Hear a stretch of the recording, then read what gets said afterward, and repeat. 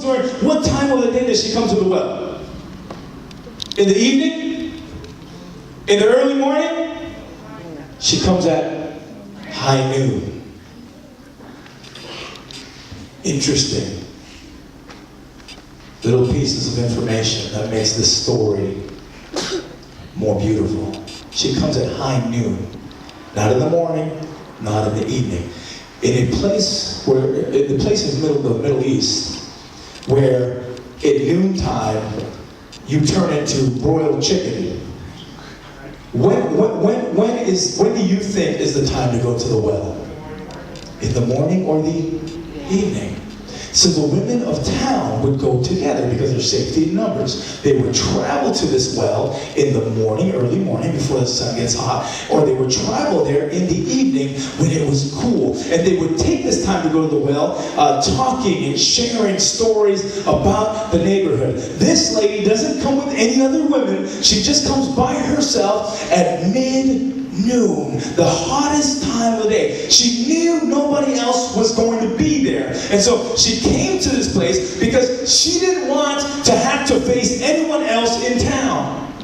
You see, she had a reputation about who she was, and people were talking about her, and she couldn't stand being part of the social clique anymore, how they would just put her down and make her look bad. So she was the bottom of the people that were considered the bottom already. She was the bottom of the bottom.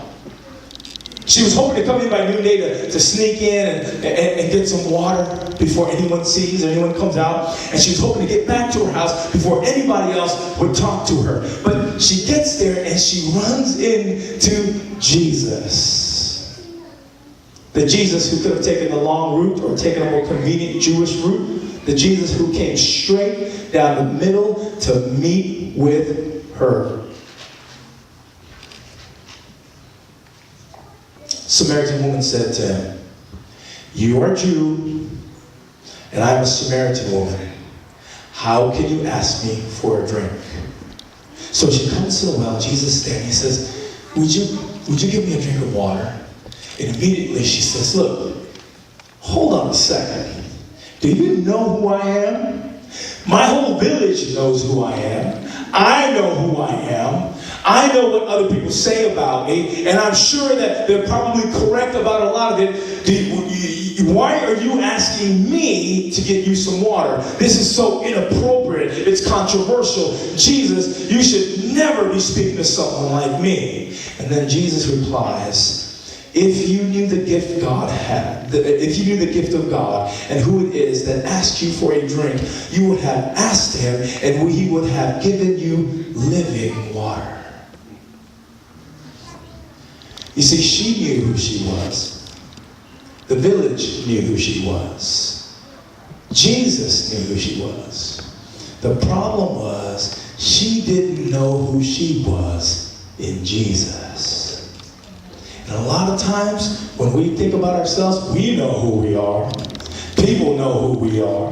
And so we live by that standard, right? Well, if everybody's going to say that's who I am, that's who I am. Or if this person thinks this about me, then fine, I'll be that way. Or, you know what? I am that way because that's how I see myself. And, we get carried away with what other people think or what we think, but what we don't realize is that's not how God thinks about us. And when we can see what God is thinking about us, it transforms who we become. Jesus says this, look, if you knew who I really was, in fact, you would be asking me for living water. I am that living water. She's blown away by this whole encounter. She doesn't know what to do with it. She's confused. And I think we do that too. If we understood how big our God is, if we understood who Jesus really was, it would make a difference in about how we would live our life, how we would see the things we do today. Paul says it like this, unto him who can do immeasurably more than what we ask or imagine. Unto him who can do immeasurably more than what we can ask or imagine. So what Paul is saying, look, if you knew who God was and how much more he can do in our life, what would you ask him to do for you? Or John, who says, who records Jesus saying, I have come to give you life and life more abundantly. Everybody say abundantly. Abundantly. The Greek word here is actually better translated not as abundantly, but unnecessary. God wants to give, Jesus said this, I want to come and give you a life, and a life unnecessary. How awesome is that, right? He's saying, I don't want you to just barely get by. I don't want you to just kind of feel good about how things are. I want you to have a life, and a life that is unnecessary. In other words, I've got plans so big for you, even you don't understand it. Unnecessary. That word unnecessary is important. This is necessary. Hey, Dad, I borrowed $3. I got to put gas in the car. It's going to be just enough to get me to McDonald's for my $10 gift certificate I got and get back. And Dad says, no, you can't have $3. You can have my credit card and take yourself to someplace nicer than McDonald's. That would never happen in my house. But my dad ain't got a credit card. Somebody say amen. But that's unnecessary. This is necessary. You come up to the car dealership. My family and I are trying to buy a car right now, in fact, right? And my wife really wants a minivan. Somebody say, yeah. No. Why? When I buy a minivan, I'm going to have to turn in my man card. I'm going to be riding around in a minivan. That's the way life is, whatever. So, this is necessary. You come in and you say to the dealership, hey, sir, I've got about $10. Can I have the mule in the back? Is that okay? This is unnecessary. The dealership says, you know what? No, you can't. But you can take as many and any car you want from this dealership. Do you see the difference? Right? One is necessary, like this is like the minimum. Necessary is minimum. This is what we need to just make it by. That's necessary. Unnecessary is maximum. So not just barely squeaking by, but really maximizing life. When Jesus says he's come to give us life and life more abundantly, what he's saying is this. I don't want you to minimize life. I don't want you to creep through life and say, I'm just going to barely make it. He wants us to live maximizing life to its fullest potential. And if we knew how immeasurable God's opportunities are for us, how much more powerful would we be living life? How much more confident would we be about stuff? Too often we tell God about what we can't do, and we can't hear God saying what he can do for us. Turn to somebody and say, God can do. Turn to somebody else and say, God can do. If we really understood who Jesus was, we wouldn't hesitate when he calls us. When he says, look, I've got plans for your life, right? Plans never to hinder you, but plans for you to prosper, plans for you to have a future. And then the church should be able to explode and say amen. So when Jesus says, I've got plans for you, the church says, amen. That's like the amen when you're losing the battle, everybody. That's what happens. That's what you sound like when you've got no confidence in it. But when Jesus says that he has plans for your life, and you realize that his plans are immeasurably greater than anything we can conceive in our minds, the church should be able to say, amen. Woo, you're almost there, like you almost believe it. So I'm going to keep it one more time. Here we go. The God of the universe, who can do anything when he thinks about it, tells you he's got a plan for your life, saying I can believe it, and the church said, amen. Amen. You better believe that's true. This is the problem with our people, all of our Polynesian people. We don't understand the plans God has for our life. All we ever see is what people say about us, or how we feel about us, or how the media puts us out there. And listen, the media does not do a good job representing Polynesians.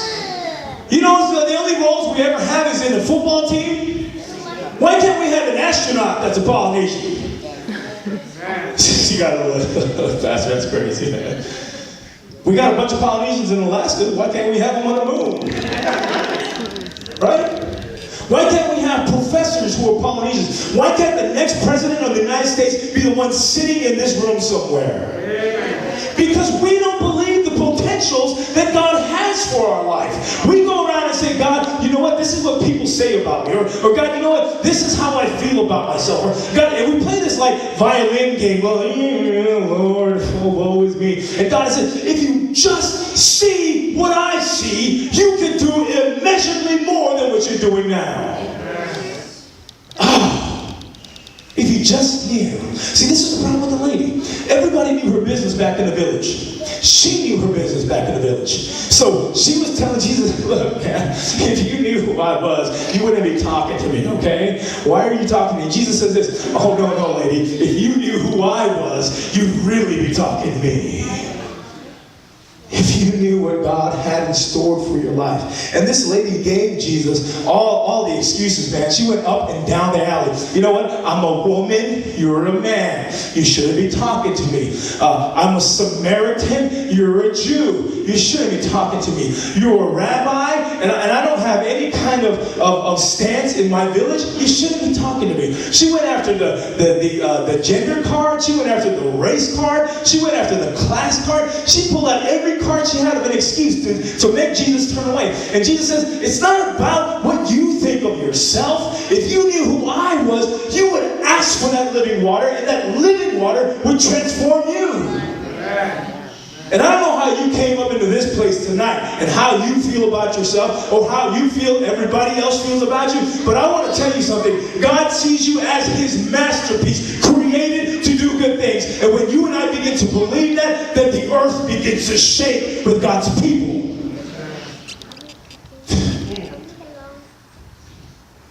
So they continue to have this conversation together.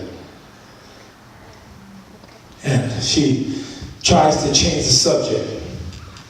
And she says, oh man, I'm going to go home and tell my husband. And he says, actually, you have no husband. And she says, what? And he says, yeah. In fact, you've had 5 husbands, and the man who you're with now is not your husband. What have you just said is quite true, she says to him. Wow, talk about an individual who's going through a lot of stuff, right? In the Middle Eastern culture, women even aren't really allowed to show their face, let alone have 5 different relationships and be in a different relationship. And maybe she got this place because she was out of necessity. Maybe she needed a place to live, and so this is what she had to do. She was living on a minimum. She was just getting by. And Jesus says, you ain't got to get by. I know who you are. I want you to live at a maximum. So they have this encounter, and the woman says, well, all this will be made right when the Messiah comes. I know that Messiah is coming. And when he comes, he will explain everything. And Jesus, in that moment, has the most profound encounter with this woman. Because while she'd been having this conversation with him this whole time, she had no idea who she was really having this conversation with. And she says, look, well, when Jesus or when the Messiah comes, he'll explain all this. He'll figure out for us. And Jesus draws close to this Samaritan woman, right? And he looks at her, and they have this intimate encounter. And he says, I am he. When she realized who he was, and the encounter they were having, everything changed. Everything changed. She went home to her village, and everybody in the village came to see Jesus. Do you see the transformation of the encounter here? The story starts with a no-named woman who is the bottom of her village, and the village is the bottom race of all the people in that culture.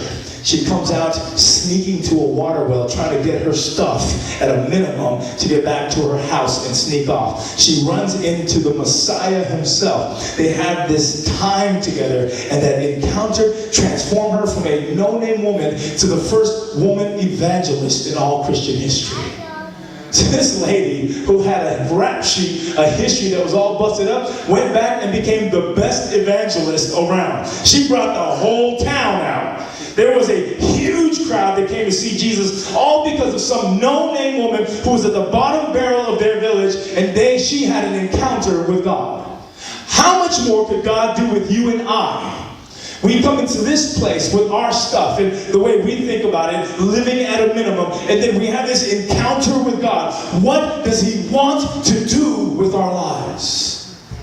What does he want to do with you? He's not afraid of your drama. Turn to somebody and say, you got drama. Turn to somebody and say, you are drama.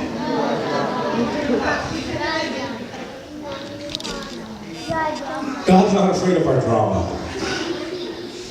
He's not afraid of our excuses. He's not afraid of our doubts. He's not afraid of what other people are saying about us or what we are saying about ourselves. He wants to have an intimate encounter. She gave him the gender excuse, the racial excuse, the political excuse. Jesus didn't care. He wasn't thrown off by her beliefs, how she was viewed by her people or by herself. He didn't care about her sins. He just wanted to have an encounter with her because he knew that that encounter with him would transform who she was. Too often we try to count people's sins right at the door. When you come in here, I got to figure out all your sins and tell you you're wrong, right? Jesus wasn't worried about that. He knew that when we have encounters with him, it begins transformation in our life. My daughter, Michaela, I'm about to share a really intimate story with you. But I figure we've been sharing stories all week long. I might as well keep going. So, I want to tell you about the first time I learned that Michaela knew how to open doors. It was a day in which Melanie was busy and she was doing work in the living room, and Michaela was still kind of stumbling around. She wasn't quite walking yet, so when she starts stepping, you could hear her walking. We have wood floors, and some of our house has tile floors, and so when she'd walk, you could kind of hear a little pitter-patter. That day, I thought she hadn't quite learned how to open doors yet. I went to the place which all men go to when they want to think deeply about life, the restroom. I went there and I started to think about life and play Candy Crush on my phone.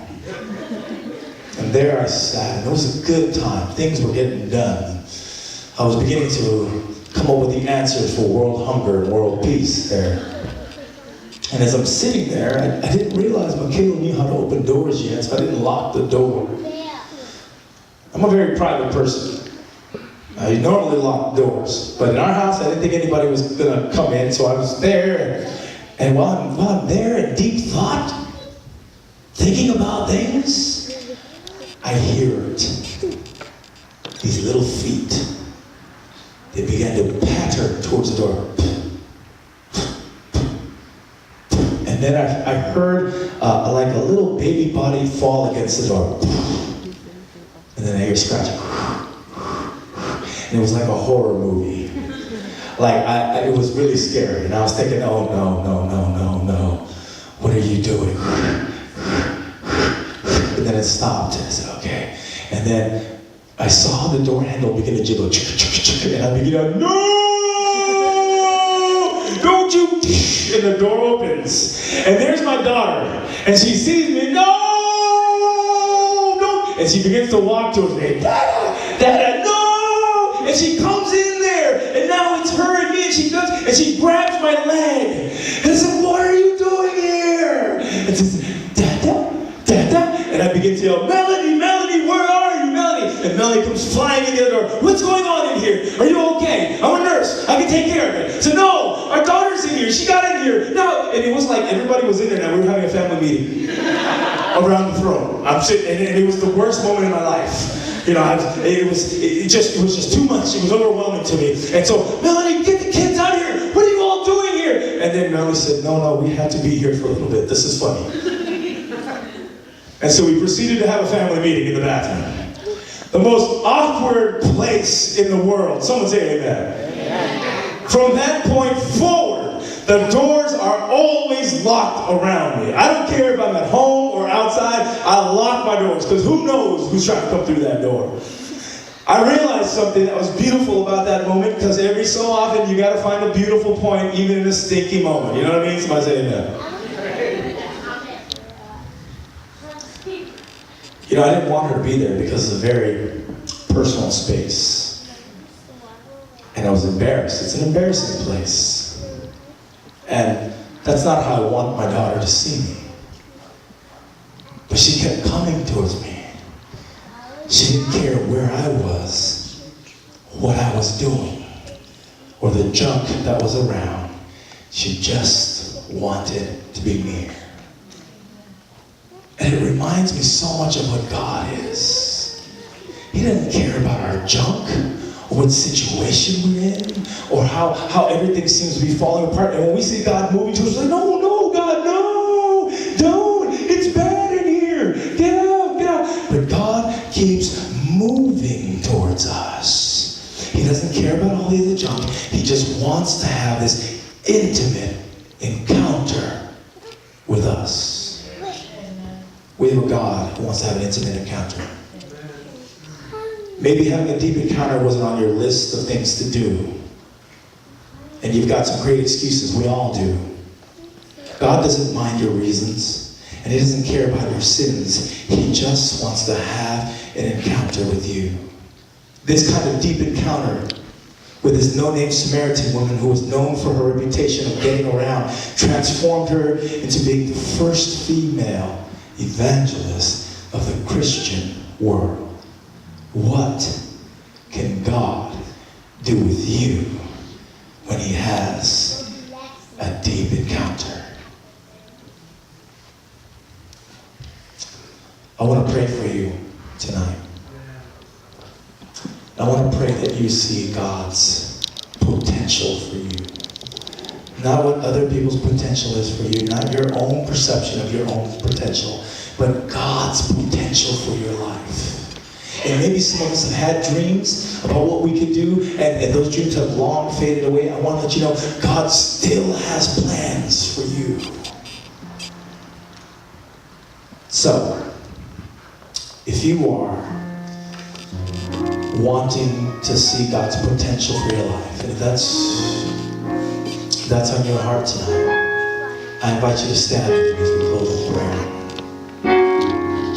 If you say, God, I want to see me the way you see me. I want to live to its fullest potential. And God, I've got junk and I'm embarrassed and it's shameful, but I want you to keep coming towards me. And I know that you don't care. I know that you don't care about anything. You just want to meet me.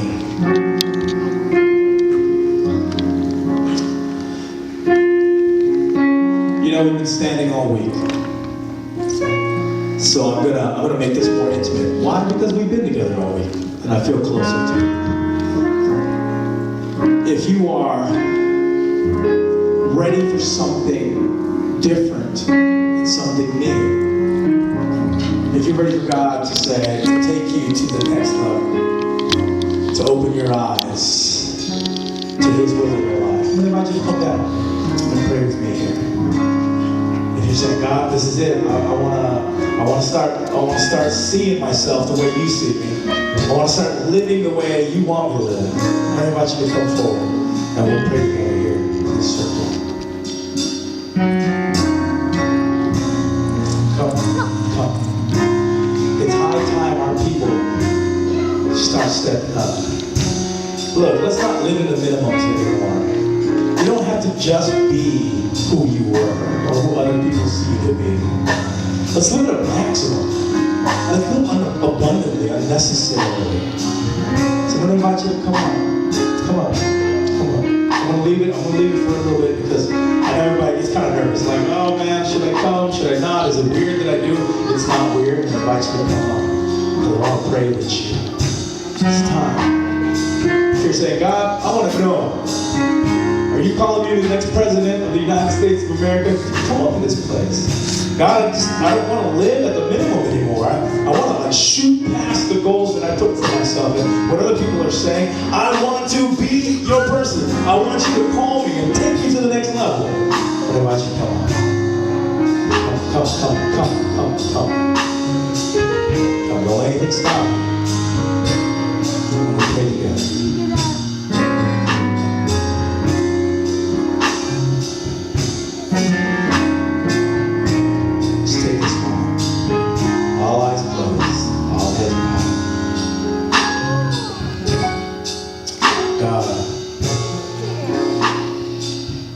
Thanks for loving us. Thanks for taking us to the next level. I pray, Lord, that we no longer live at the minimum. Too many of our people do that. We have low goals for ourselves. We don't see the potential that you see in us. And God, you're the one who created us, so you know our potential best. Father, I pray that you be with each person in this room. You would move in their hearts. Tonight when they go to sleep, grant them great dreams, Father. Grant them great abilities. Let them begin to see the inner workings of how you made them. Let them shoot beyond their goals, regardless of what other people say, Father. No matter how they feel about themselves, Lord. Today, I pray that you would bless them with your eyes so that they can see just what you created them for. To live at a maximum, not just to squeak by life, not just to struggle through, not just to barely come to church, but Father, to be on another plane with you. Thank you so much for our time. Continue to bless us as we go forward. This time, I invite you to stand with us. Here I am to worship. Here I am to worship. Here I am to gather. Sing, here I am. Here I am to say that you're my God. You're all together. You're all together. All together. All together. All together. Here I am one last time. Here I am. Here I am to